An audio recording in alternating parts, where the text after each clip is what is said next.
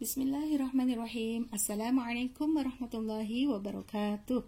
Jumpa lagi teman-teman dalam pembelajaran Tahsinul Kitabah. Insya Allah hari ini kita melanjutkan cara menyambung huruf hijaiyah, yaitu dari huruf fa sampai dengan ya. Sebelumnya silahkan teman-teman siapkan alat tulisnya dan simak baik-baik cara penulisan huruf bersambung. Di sini selalu kita mulai dengan menuliskan basmalah ya. Kita menggunakan penulisan Utsmani seperti ini.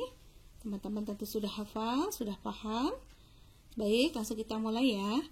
Yaitu melanjutkan dari huruf fa. Ya, perhatikan letak huruf fa adalah seperti ini di atas garis. Dan ketika di awal dia akan menjadi seperti ini. Ya, dia bisa menyambung huruf lainnya. Bagaimana jika di tengah? Iya. Seperti ini ya teman-teman, bisa menyambung dan juga bisa disambung. Ketika di akhir akan menjadi seperti ini ya, ada di atas garis juga. Baik, ibu akan berikan contohnya ya. Misalnya ketika fa ada di depan, misalnya fa'adha gitu ya, fa'adha. Nah seperti ini. Kemudian ketika di tengah seperti misalnya khofada,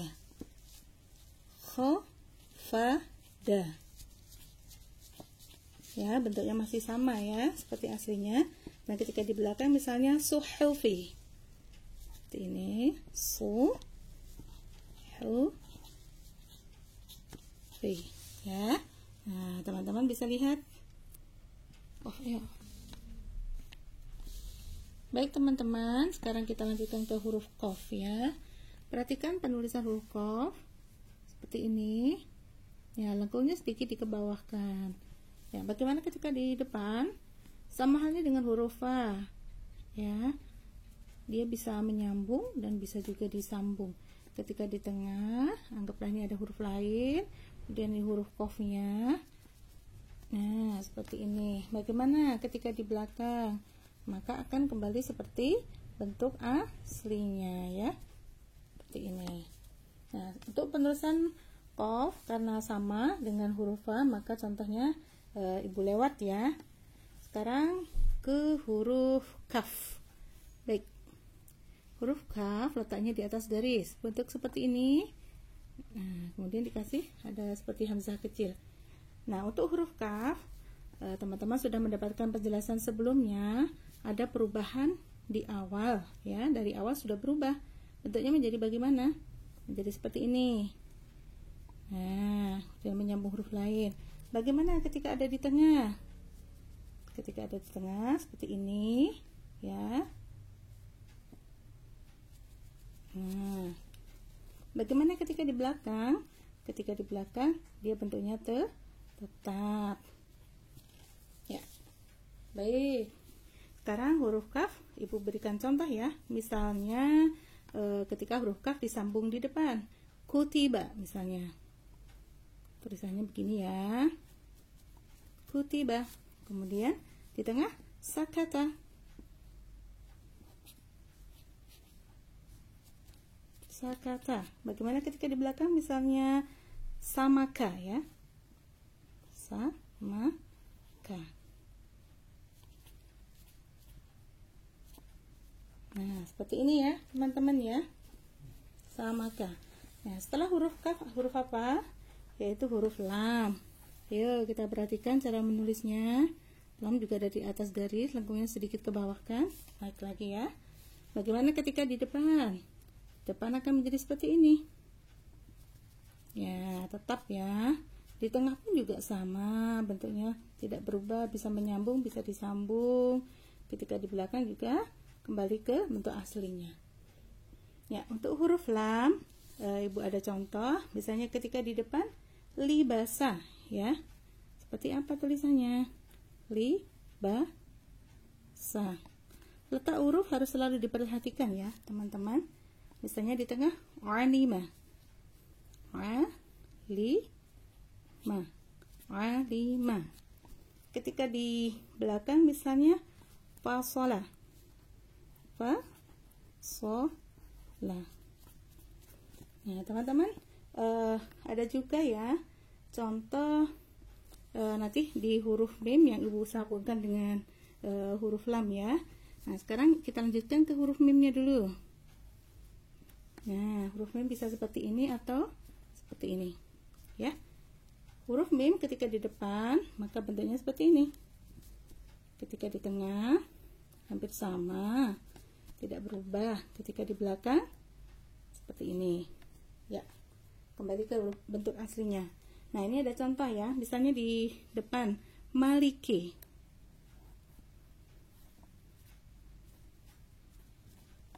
ya seperti itu.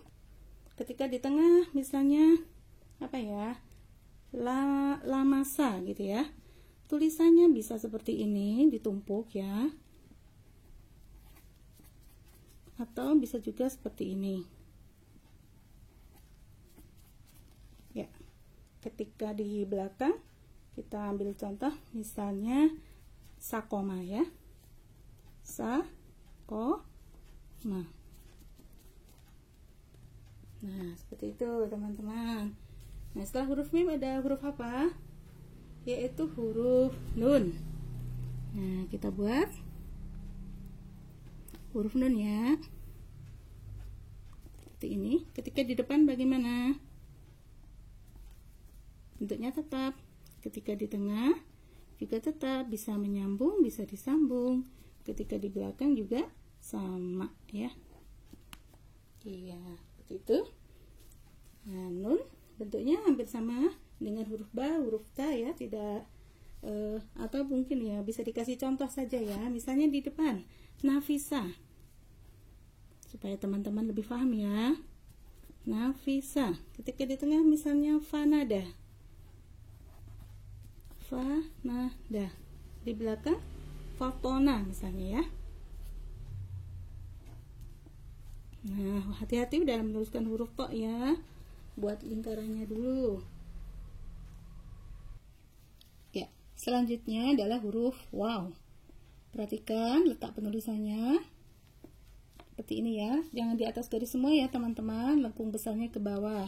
Bagaimana ketika di awal, di tengah, dan di akhir? Teman-teman pasti ingat, huruf wawu hanya bisa disambung, nggak bisa menyambung.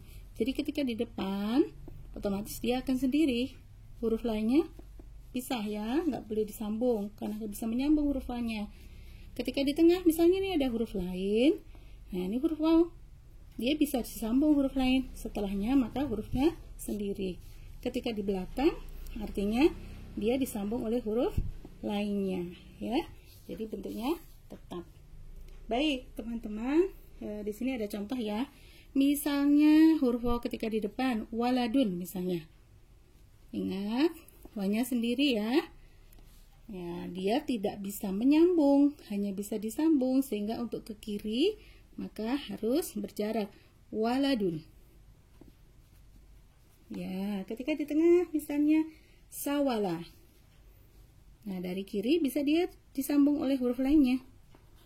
Sawah. Nah, ke kanannya dia tidak bisa menyambung. Nah, seperti ini. Ketika di akhir misalnya wanawa. Ini ada dua huruf wa ya. Ini sendiri. Nah, nanya yang menyambung huruf wa. Nah, jelas ya, teman-teman. Setelah huruf waw, huruf apa? Yaitu huruf H ya.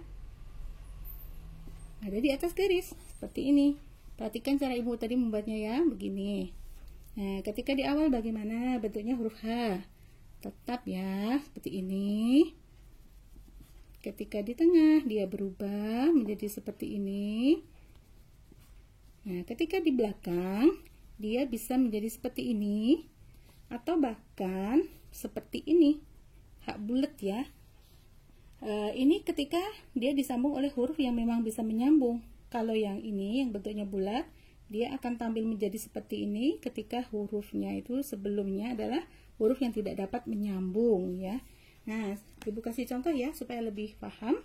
Misalnya hamasa, hanya di depan, berarti bentuknya tetap hamasa, hamasa. Ketika di tengah, misalnya naharo, Ketika di belakang, lafihi misalnya ya, Lafi, karena panjang harus ikuti ya. Lafihi. Teman-teman harus tetap ingat pedoman membuat tulisan mad tabi'i ya. Nah, ini misalnya contoh yang sebelum H itu adalah huruf yang tidak bisa menyambung. Misalnya fakariha. Fa, ka, ri, ha. Ro kan nggak bisa menyambung ya, makanya hanya tampilnya bulat ya. Fakariha. Nah, seperti ini ya teman-teman. Dan terakhir adalah huruf ya. Ya, penulisannya perhatikan, tidak di atas garis semua ya. Ketika di awal, jangan bentuknya seperti ini lagi, tapi ambil menjadi seperti ini. Nah, gini ya teman-teman. Baru disambung huruf lainnya. Ketika di tengah bagaimana? Sama dengan yang di awal ya. Nah, ketika di akhir dalam penulisan Usmani, maka tidak dikasih titik. Seperti ini ya. Nah, misalnya contohnya apa? Ya syarah, berarti hanya di depan ini. Bentuknya seperti yang tadi ya. Ya syarah. Ya syarah. Ya, ketika di tengah misalnya bayana.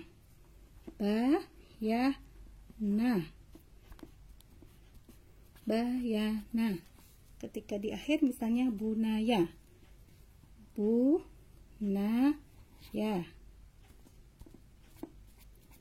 Nah, seperti ini ya teman-teman, bisa dilihat contoh penulisan huruf bersambung dari huruf fa sampai dengan ya ya. Silakan dilihat dari penulisan basmalah, fa, qala, mana, wahaya ya, beserta contoh-contohnya. Insya Allah teman-teman sudah paham. Nah, supaya lebih mengerti, teman-teman bisa mengerjakan soal yang sudah ibu siapkan. Ya, jangan lupa untuk menuliskan basmalahnya. Tulislah ke dalam huruf hijaiyah bersambung dan memperhatikan letak hurufnya. Selamat mengerjakan, semoga diberikan kemudahan. Assalamualaikum warahmatullahi wabarakatuh.